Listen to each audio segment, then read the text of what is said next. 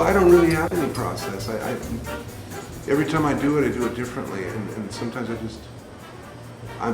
just pay attention to the theater of life. Just I pay attention to somewhat as much TV as I can take without vomiting, and I go outside sometimes and go pet my cat or something, and I watch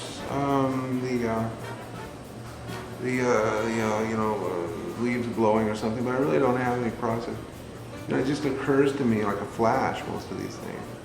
They just come out of the blue, really. I don't have to think too much because I've done it for so long and so many years, just maybe saw a plunger on the floor by a patio, and I drew this idea flashed on me right away.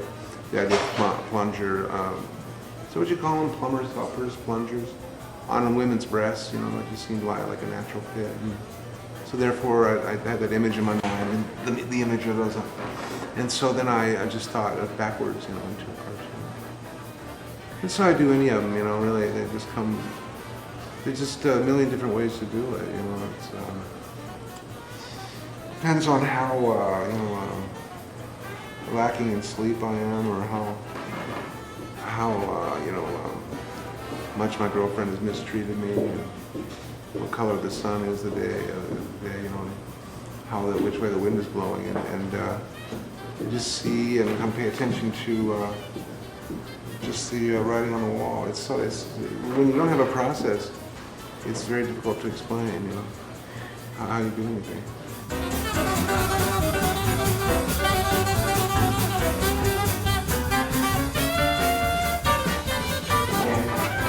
Do you have any favorite cartoons? Is this one of your favorites? One of my favorite ones is in this film that's playing tonight, this documentary, Touch Me Someplace I Can Feel. And that's the one with the wealthy woman getting out of a limousine. She sees a starving woman on the sidewalk. The starving woman has got a tin cup and a sign that says food. And the wealthy woman is very skinny and anorexic and beautiful clothing. She's saying to this woman with the food sign, she's saying to her, "That's my problem too." That's one of my favorite ones. And God, I don't know, some of these Starbucks one that I have out about Guantanamo Bay, where having trouble forgetting that your country is currently torturing human beings, and blah blah blah. However that one goes. That's one of my favorite ones. Or like the one about. The other one about Starbucks with a big fat guy, the doctor's looking in his rectum and saying something like, "You're not going to believe this, Mr. Smith, but they've opened a new Starbucks up your ass."